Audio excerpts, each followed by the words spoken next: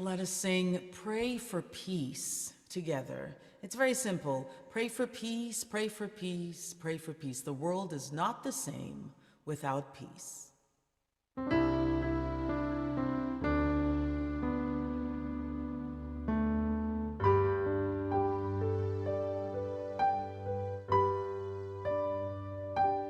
Pray for peace. Pray for peace. Pray for peace. Pray for peace. Pray for peace. Pray for peace. The world is not the same without peace. Let's do it again. Pray for peace. Pray for peace. Pray for peace. Pray for peace. Pray for peace. Pray for peace. The world is not the same without peace. One last time. Pray for peace. Pray for peace. Pray for peace. The world is not the same without peace.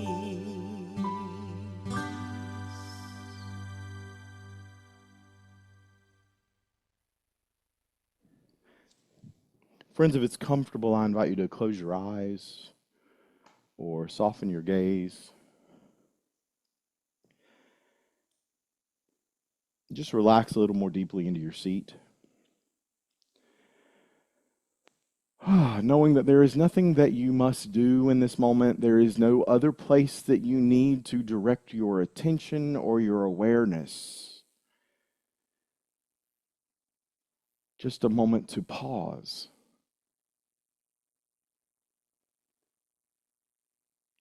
And to shift your attention and awareness into the stillness and into the silence. That transcendent, creative energy that is always unfolding is also always calm, is the presence of peace. Always the presence of good, of love.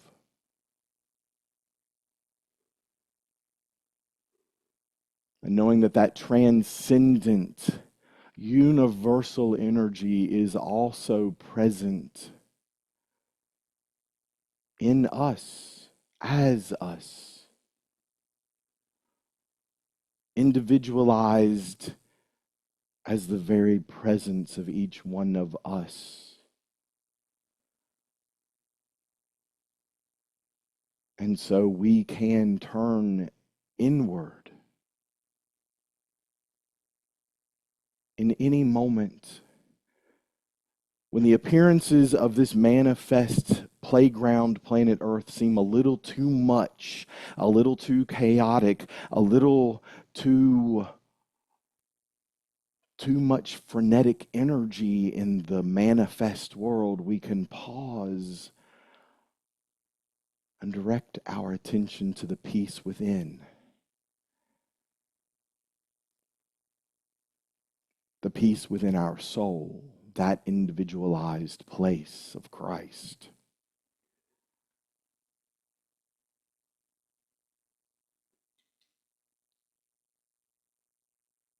And experiencing peace in that place. Experiencing peace in that place can be challenging because our mind sometimes wants to follow all kinds of ideas and thoughts and beliefs and stories that are made up, and maybe stories that are true, just stories that pull us away from the presence, from the peace. And so we pray for peace. Praying not to that transcendent experience that we believe is out there somewhere, but praying from the awareness of the Christ within. Prayer aligning ourselves with divine mind and knowing that the creative power of the universe is breathing us now. That we are one with the one. And so when we quiet our mind,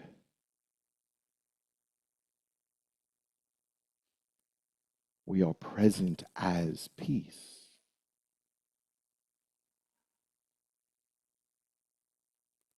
As possibility. As love. And all that we think, all that we say, and all that we do.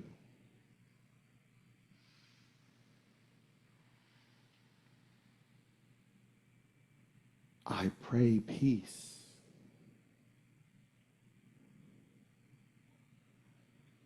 And as I pray peace, I bless the world with peace.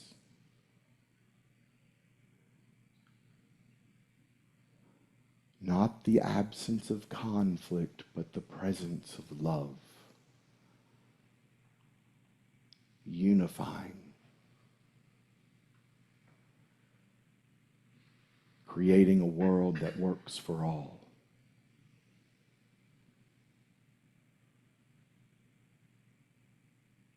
And so now we pause for a moment in the stillness and the silence, and we go within. Quiet my mind, quiet your mind, and pray as peace in the stillness.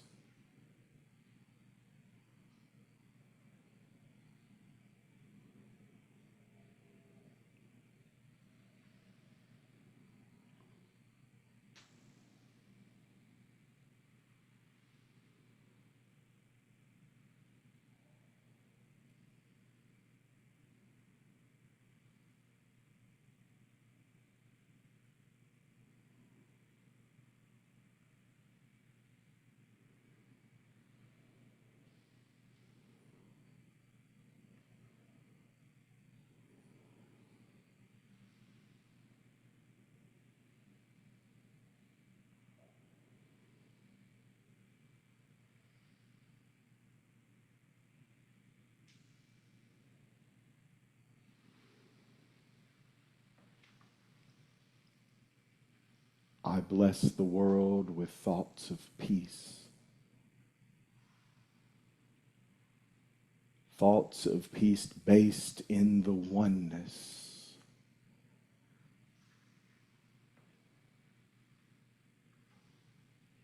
Divine mind is peaceful,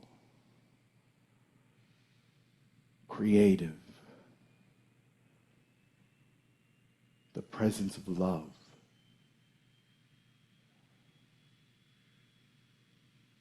And in the stillness and the silence, we know that we are one with the one.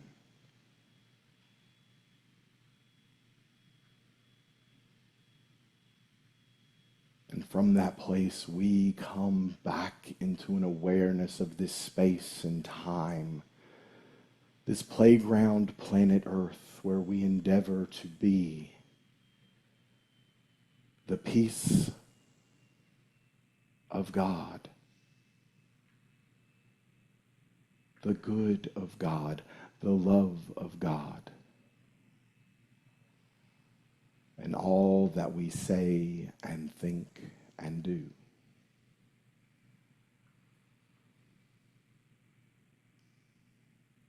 This we do in the name and as the nature of the living Christ.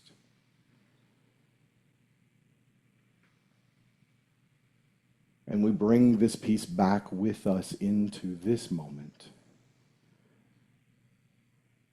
praying peace. And so it is.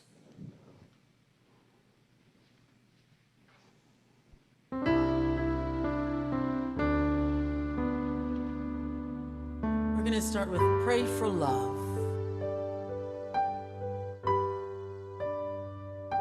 Pray for love. Pray for love.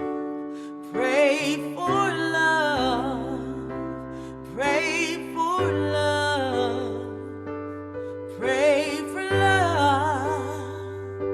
Pray for love. The world is not the same without love.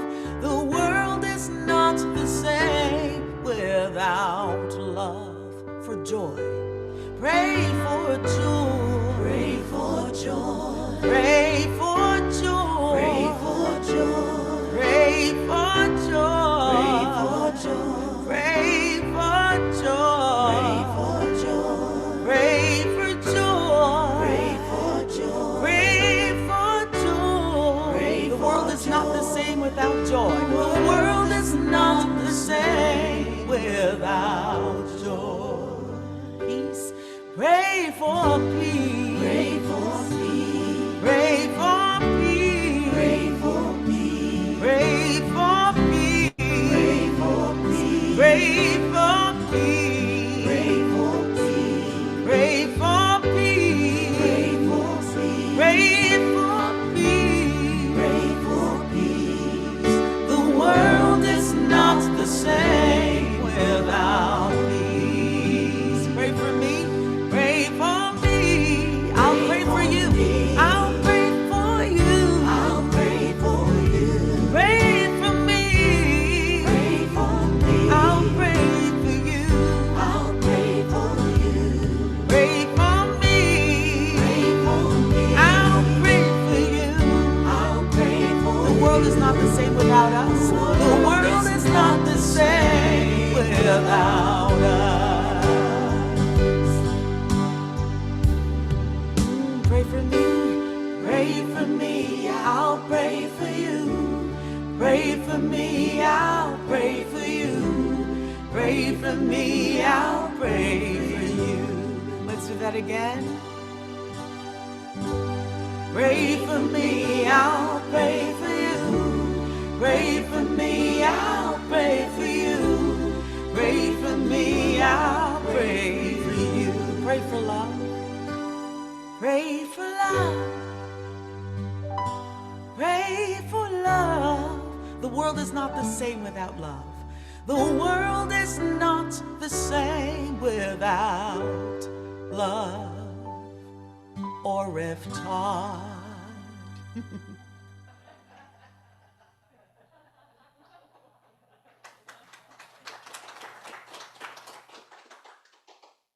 Are ridiculous. I guess that was my cue. She's like, come on up, talk. Oh, pray for peace. Whew, Lord. Some people might be going, why are you bringing out that music stand when we have a perfectly good podium over there? I feel like that podium is too big and it blocks me and I can't feel all your energy and all your love. And when you don't talk back enough, I got to feel a little bit closer to you. You see that? Oh, look, we're like, hey.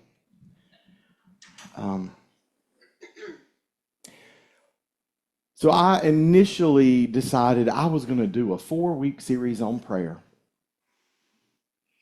And we've been talking about prayer. We've talked about the prayer as the presence, prayer as transformation, prayer as listening. And so my 4th week got interrupted because I read something this past week that I went, wait, I got to add something. And so it's not a 4-week series anymore. Well, it's at least 5, and it's probably going to be more than that. Because there's just so much that we can say about prayer. And so we've become aware. We've been changed. We've listened. And now today, this is the one I've added in because I realized that when we talk about prayer, we also have to talk about one thing that sometimes we forget. Because I don't know if you have ever known people that get down on their knees Lord, give me, give me, give me, give me. And then they wait.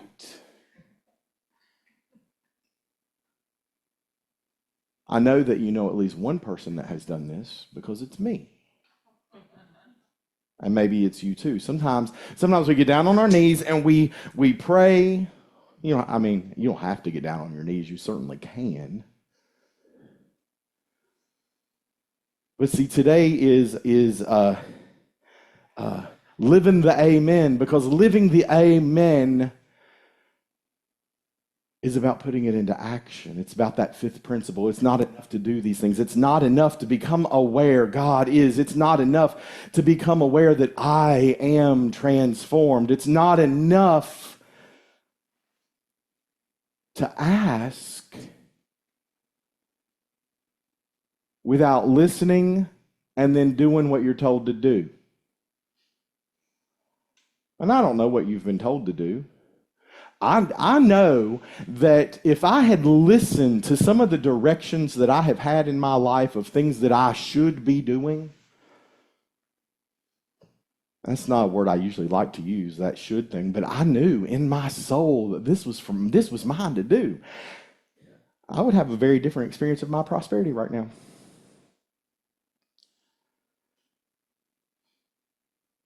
But we live and we learn. And then we do things differently, maybe if we really have been transformed. So this today is about, it's about the asking and then the acting. It's about the action. It's about finally doing. Because it is not enough to know the truth. We must live the truth we know, put that truth into action in our lives.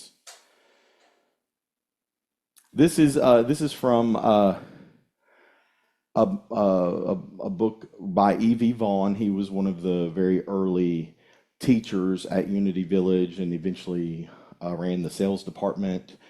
E.V. Vaughn, he was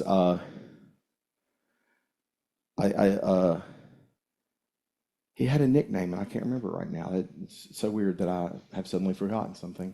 He had a nickname. Vaughny, maybe? Anyway, he wrote this: in prayer, its practice and its answer.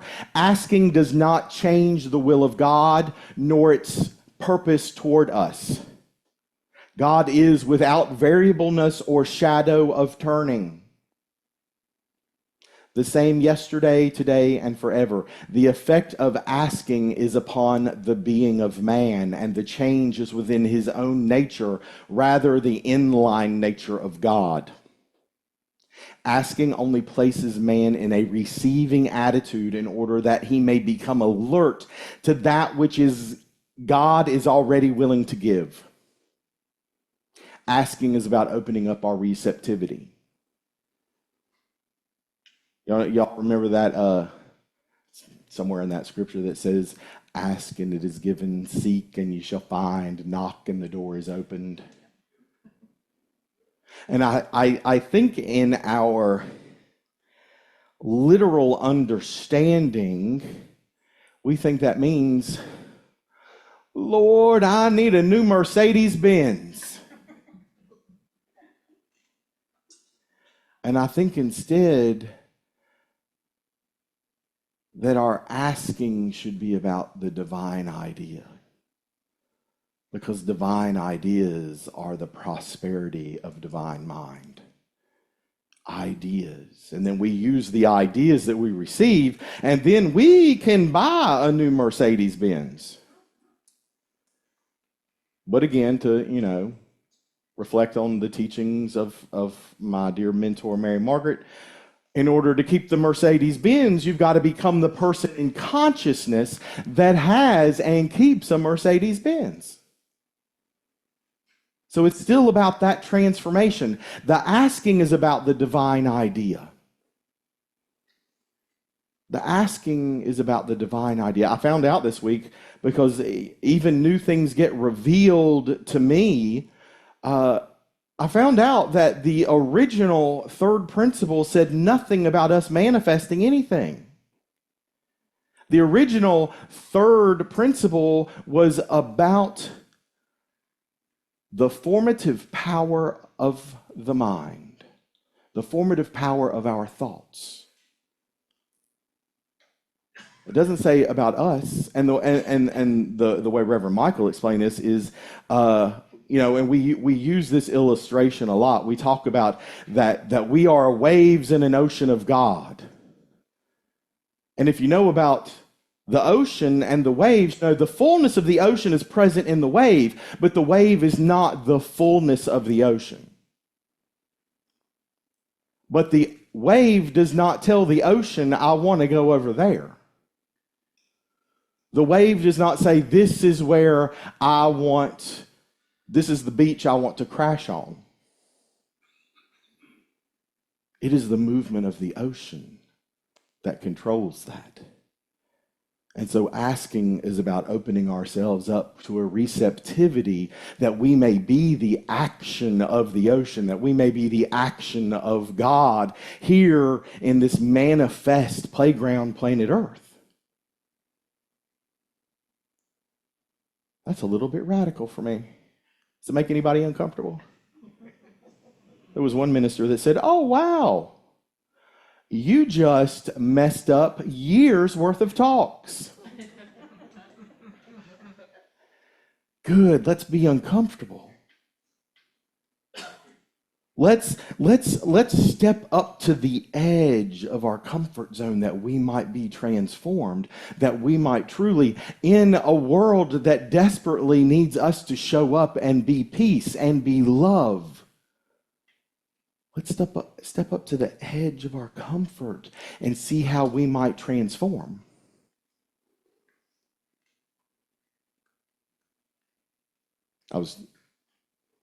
Patty grinned and looked at you because I was telling your story about being uncomfortable when they said, at UMass, we had this, they called it a talent show. I want y'all to know that it was a spirit-sharing variety show because talent was a very loose word.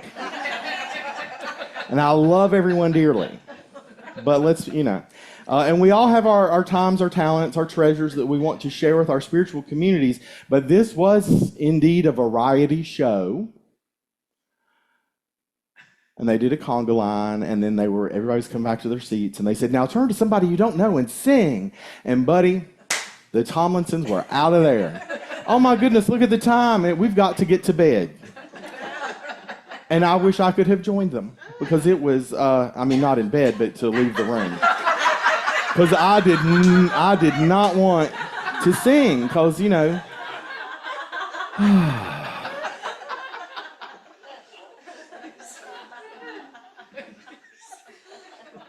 So we've been learning how to pray. And maybe what you're hearing is contrary to what you've always known or believed, that programming that came in. Because really, a lot of us, our first encounter with prayer, generally, a lot of us here in this Judeo-Christian Southern society, is on our knees beside the bed. Now I lay me down to sleep. I pray the Lord my soul to keep. If I should die before I wake, please God, let there be chocolate cake. That's what I say with my nephew. My sister gets very upset. Because I can't really remember what it is. Y'all can tell me later. But it's we're reimagining what prayer is, and then dipping our toe into what are affirmations and what are denials, and what really is prayer. And you know what? We're just like those 12 people that used to wander around the desert and follow Jesus, and they're like, will you teach us to pray? Y'all remember that part? Remember that part? Our way shower Jesus. And he said, after this manner pray ye. And he goes into what we call the Lord's Prayer. And I'm not going to go into that today because we would be here until 4 p.m. and we have a fun shop. We've got other stuff. So, the thing is in the words of Evie Vaughn, no one else was so familiar with the practice of prayer and so well acquainted with the power to be derived therefrom.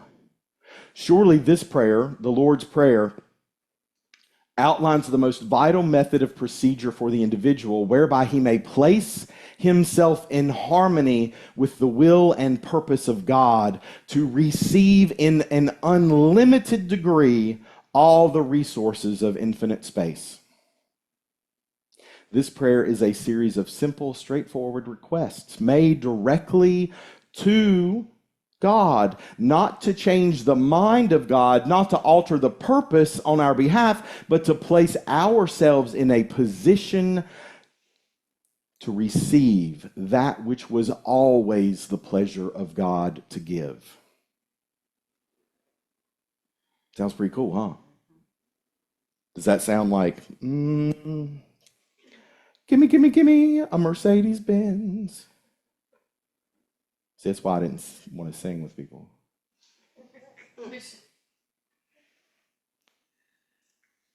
Our prayer is about becoming receptive and aware of our oneness with the Creator. And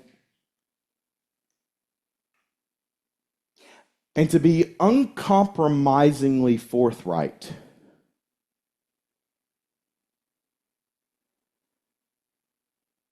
We really, really have to bring our full awareness and attention to the present. Dropping away, overcoming, as Jesus did, the appearances of the world in order to truly be in that receptive place.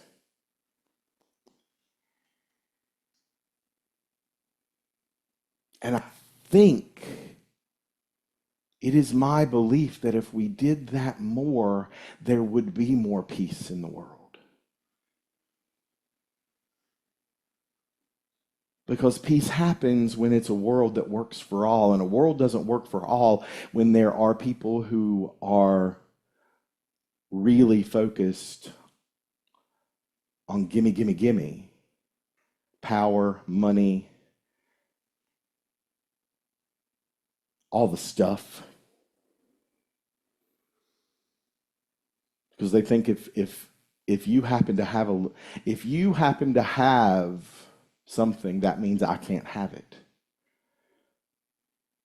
And in spirit, there is an infinite supply. And we've really kind of been programmed to think that our joy, our experience of happiness, our experience of peace and contentment only arrives when we have the right stuff. Marketers are good. You know, and you're not living right if you don't have the right cell phone, the newest and greatest and the best. You're not living right if you don't have the right clothes, the right car, the right computer. Y'all ever been there? Gimme. And yet, our happiness is not dependent on anything in this manifest world. Our experience of joy, that lasting experience. And yeah, there are fleeting things here in the relative world that upset us. People we care about not being here in this realm anymore.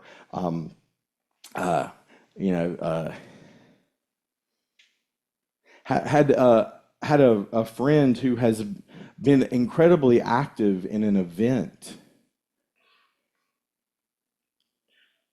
that he started, like was the person who conceived of this idea, created this idea, has been doing this idea for more than 10 years and for another organization, and now the organization has called and said, hey, you know what? We don't want your involvement anymore.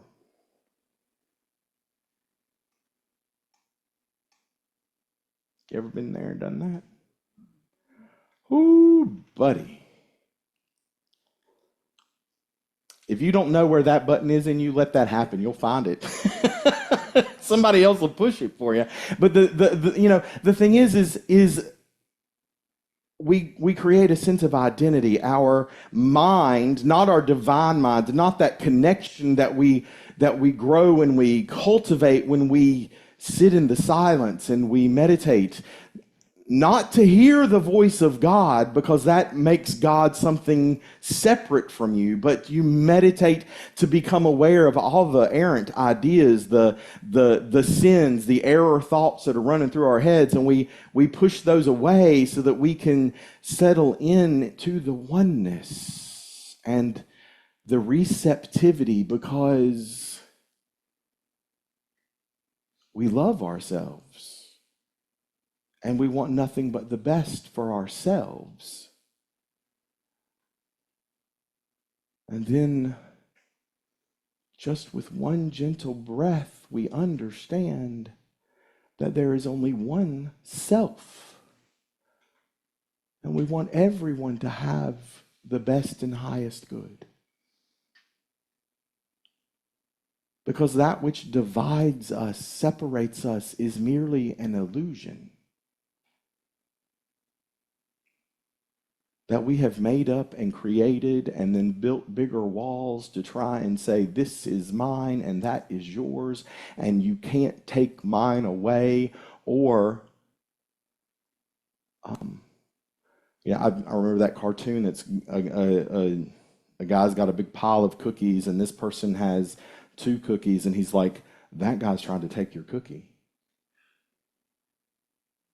You've got a whole stack of cookies, share.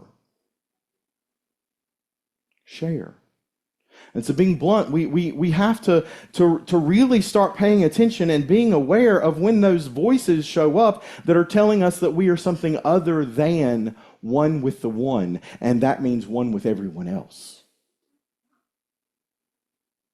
Everyone else.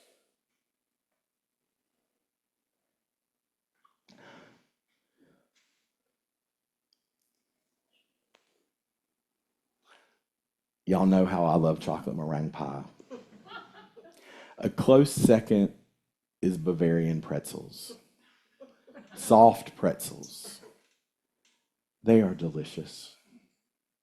I love them with stone ground mustard. And, as I was driving back from Lake Junaluska, I needed to nosh on something. I was a little bit hungry. And so I put in the phone, best food near me. And popped up, I was 4 miles away from a place called Blunt Pretzels.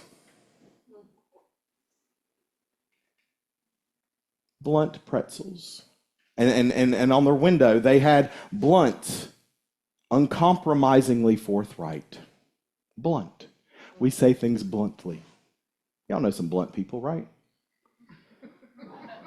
I spent some time with someone who's incredibly blunt this past week. Mm-hmm. And it was not me. It wasn't Patty.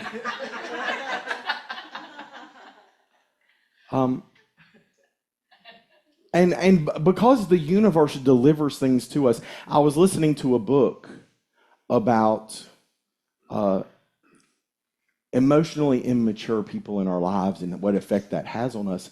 And it went into the neuroscience of how much energy it takes to not do something.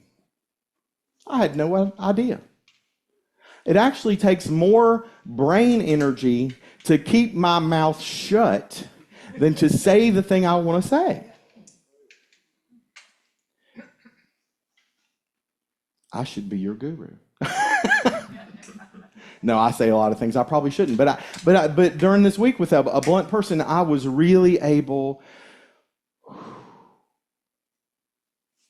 to do that thing I talked about last week. Breathe and shut up. Sometimes the action is doing nothing. And blunt pretzels, and you can't make this stuff up. I can't make up the stories in my life. I hope y'all realize that. So blunt pretzels in 2020 relocated from Marshall, North Carolina. Marshall, why does that sound familiar? Because this community saw a need and took action and gathered a bunch of stuff. And then we had a couple of deliveries of things that went to Marshall. Because a year ago, this week, I believe, Hurricane Helene hit and destroyed many, many communities in Western North Carolina. So Blunt Pretzels in 2020 had moved from Marshall to Swannanoa. Swannanoa was devastated. Swannanoa, let me see what this says. Swannanoa had widespread destruction, homes ripped from foundations, cars tossed into trees, and businesses destroyed or buried in mud.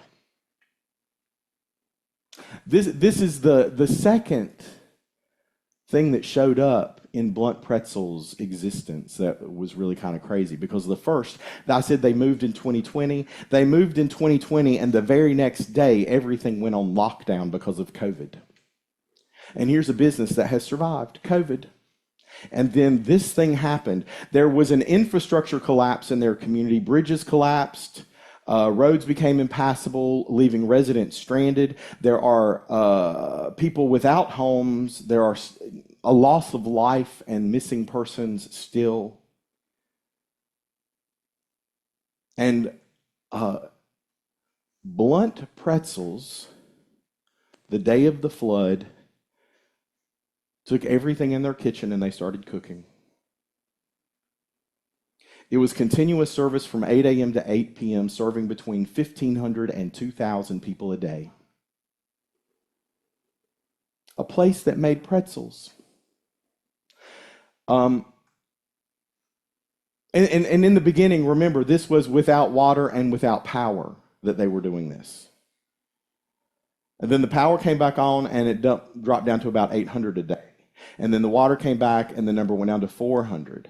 And now they are still serving between 250 and 400 people a day at Blunt. But it's now a nonprofit, Blunt Kitchen. So there are two organizations operating out of the same kitchen. Blunt Pretzels, you can order pretzels and have them shipped anywhere in the world. They ship on Tuesdays.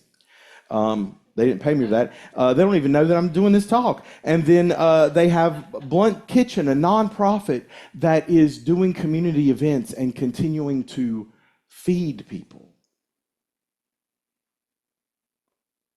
And I've noticed in times of crisis, in times of need, those imaginary appearances of separation between us seem to fall away, and we simply take action on the right thing, the loving thing, the caring thing, the compassionate thing. And buddy, if being blunt means that I am going to feed you and love you and be the presence in your life, then please let me be blunt.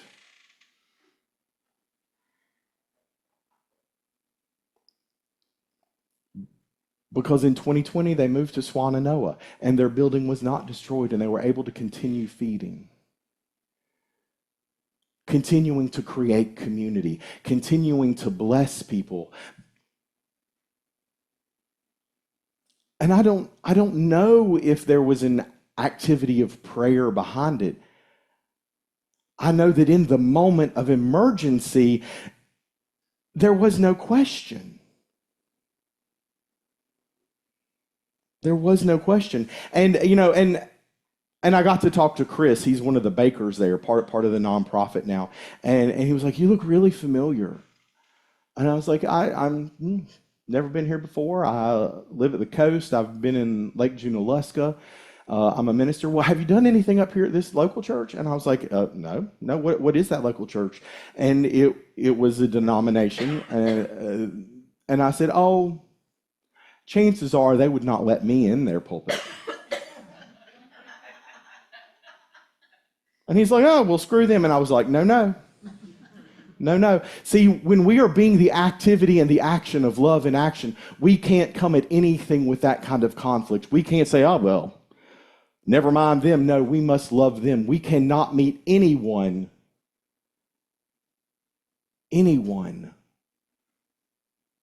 with an energy that is less than love.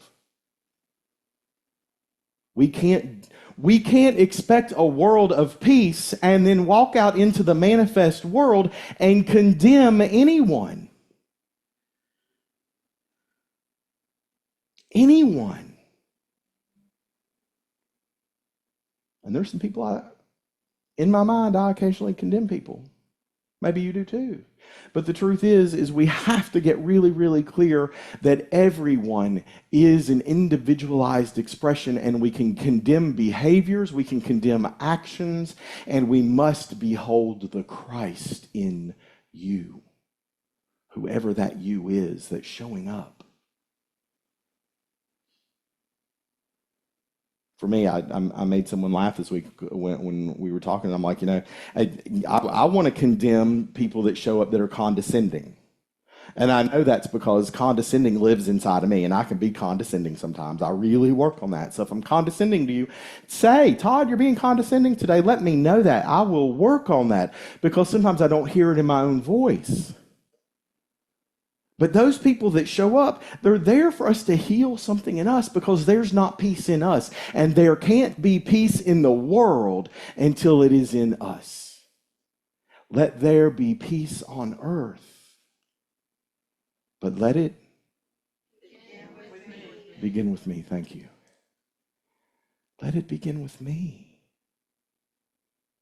Right here and right now. Let it begin with me.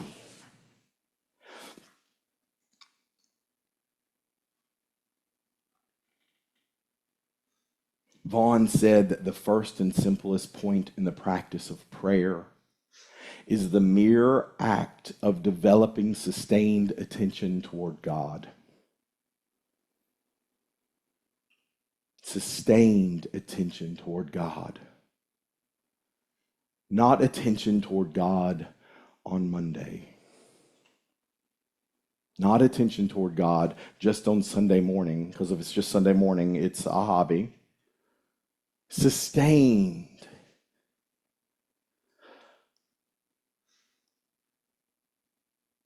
I am the presence of love. Everything is showing up. I am the presence of love.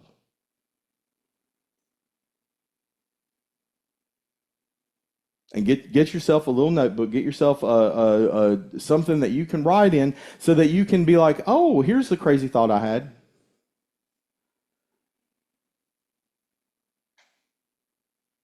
And then draw a line through it and write, I am the presence of love.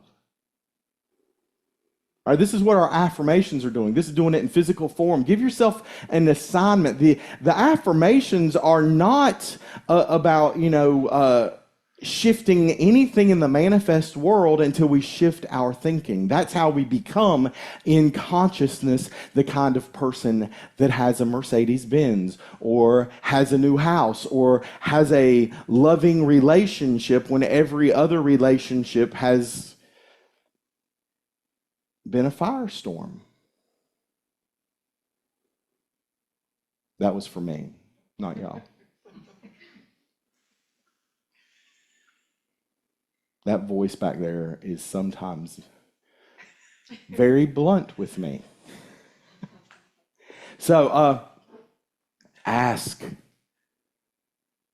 When you come to that presence, when you come to understand that the presence of God is always here, right now, in, as, and through us, and we are willing to be transformed, ask. What is the direction? What is needed? What is mine to do? And then do that thing and watch. All else will be given to you. All else will be delivered. That's the ask right? Ask and then go looking, seeking for what is mine to do. And then go knocking on doors, picking up your bed and walking, doing the things, right? Because we must put it into action and live the truth we know. And if we don't, Maya Angelou would say, we don't really know it. Because to know is to have the intellectual understanding make its way into the heart and then transform how we show up in what we think and what we say and what we do. And sometimes the action that we are given is to wait. Sometimes the action is to pause for just a moment. Because I think in modern America, I can't speak for the rest of the world because I haven't been in the rest of the world, but I know that here, it's like right here, right now, we got to get things done. We got to move, we got to move, we got to move. We are racing at this at crazy speeds, trying to get everything done. Making up stories like, oh, well, I can multitask. I can do all this at once. Neuroscientists will tell us that that is a lie. That is not true. You cannot. You're wearing yourself out because you're making that decision of, in order to start doing this right now, I have to stop doing this, and not doing this takes mental energy, more mental energy actually than the mental energy it's taking me to do this thing. And so I'm double dipping and exhausting myself in my brain, and so are you. So be present and breathe into this moment. And ask, what is mine to do? Seek out the answer in spirit, not in the manifest world. And then go knock. You willing to do that? I want to invite you this week to make sure that you take extra time this week to sit in the stillness. Sit in the oneness of your presence. That individualized expression of God has so much wisdom that is waiting for you to receive and to use in your thoughts, your words, and your actions. And find out, is there something that I have been pushing? Ask, am I pushing this too fast? Should I wait for just a moment? And is that thing that you are waiting on really, really ready, ripe to be done?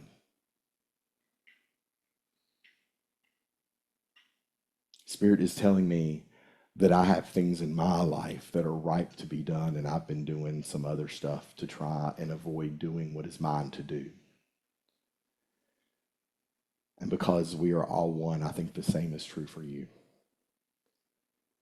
Let's get clear on the right next thing that the Christ of our being is longing for us to do.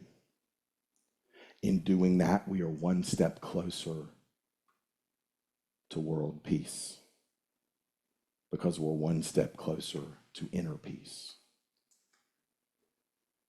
And this, friends, is what I was invited to share today. Bless you, and thanks for listening. I love you.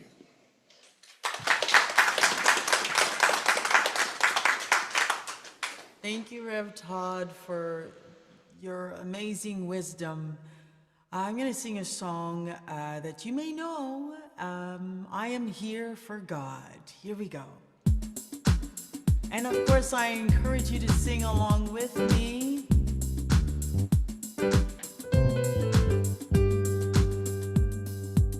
I'm here to wake up. I'm here to shake it up. May May I live in authenticity. Every day I'm waking up, every day I shake it up for the highest and best of who I'm called to be. I'm rising higher, loving deeper.